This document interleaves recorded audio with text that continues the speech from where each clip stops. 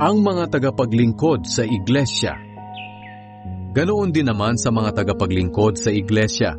Kailangang kagalang-galang sila, tapat sa kanilang salita, hindi lasenggo at hindi sakim. Kailangang iniingatan nila ng may malinis na konsensya ang ipinahayag na katotohanan tungkol sa pananampalataya kay Kristo.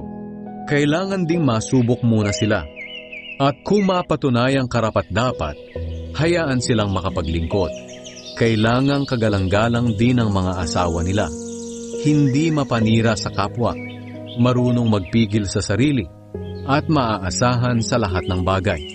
Dapat iisa lang ang asawa ng mga tagapaglingkod at mahusay mamahala ng kanilang pamilya. Ang mga naglilingkod ng mabuti ay ginagalang ng mga tao at hindi na natatakot magsalita tungkol sa pananampalataya nila kay Kristo Jesus.